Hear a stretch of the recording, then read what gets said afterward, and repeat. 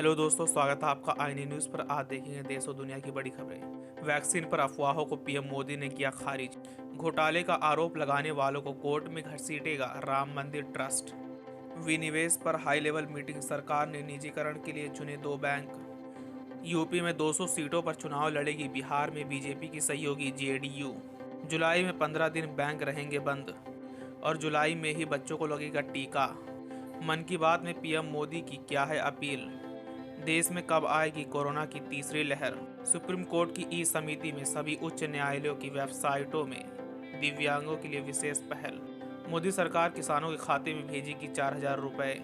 परमाणु बम में प्रयोग होने वाले यूरेनियम को लेकर पाकिस्तान का भारत पर आरोप। ये सब खबरें जानेंगे विस्तार से। आप बने रहिए आईएनए न्यूज़ पर। कोरोना संकट के बीच टीकाकरण को लेकर लोगों के मन में जो भ्रम की स्थिति है, उसे प्रधानमंत्री नरेंद्र मोदी ने एक बार फिर से दूर किया है। मन की बात कार्यक्रम में पीएम मोदी ने कहा कि उन्होंने खुद कोरोना वैक्सीन की दोनों खुराक ले ली है। इसके साथ साथ पीएम मोदी ने उनकी मां हीराबेन मोदी का भी जिक्र किया।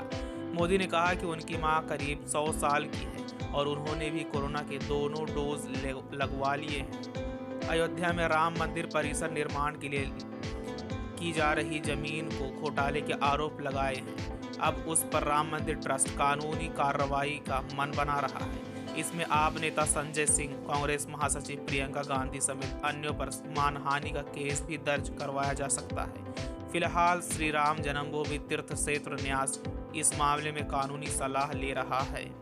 केंद्र सरकार 2 सरकारी बैंकों के निजीकरण की दिशा में तेजी से आगे बढ़ रही है। इसी मुद्दे पर कैबिनेट सचिव की अगुवाई में हाल ही में एक उच्च स्तरीय बैठक हुई थी, जिसमें विभिन्न नियामकीय और प्रशासनिक मुद्दों पर विचार किया गया। खबरों के मुताबिक यह हाई लेवल मीटिंग 24 जुलाई को हुई थी।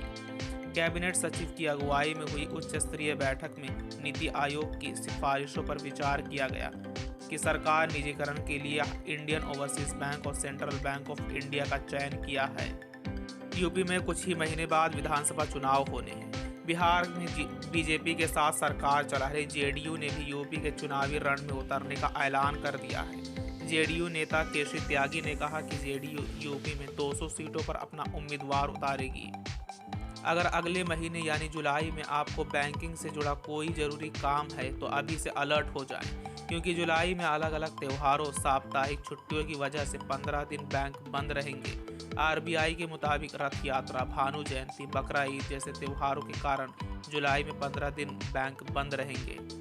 कोरोना टीकों के संकट के बीच वैक्सीन कंपनी जायडस कैडिला से जुड़ी बड़ी खबर आई है। जानकारी मिली है कि इस वैक्सीन का ट्रायल लगभग पूरा हो गया है और अगले कुछ महीनों में इसे बच्चों को लगाया जाना भी शुरू किया जा सकता है। कोविड वर्किंग ग्रुप के चेयरमैन डॉक्टर ए.के. अरोड़ा की तरफ से यह बात कही गई है।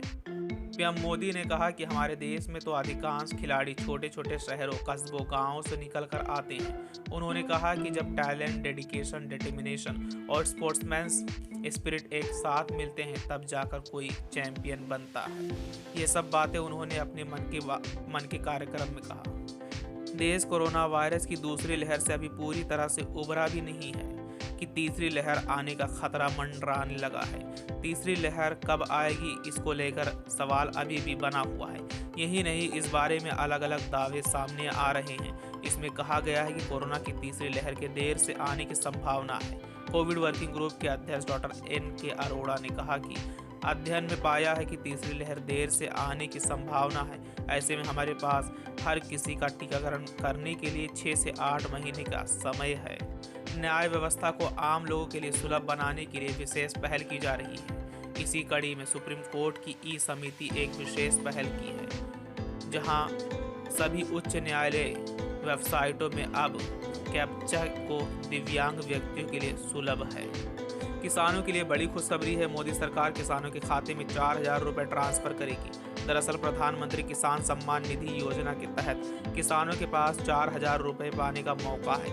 इसके लिए 30 जून से पहले रजिस्ट्रेशन कराना होगा। बता दें कि सरकार ने हाल ही में किसानों के खाते में 2000 रुपए की 8वीं किस्त ट्रांसफर की है।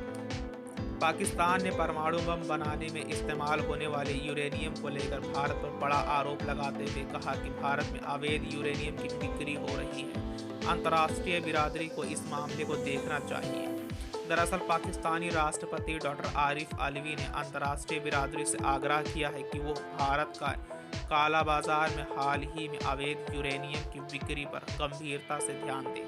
अलवी ने कहा कि ऐसी रेडिएक्टिव चीज गलत हाथों में पड़ सकती है, जो इंसानों के जीवन के साथ साथ अन्य देशों की सुरक्षा को खतरे में डाल सकती है।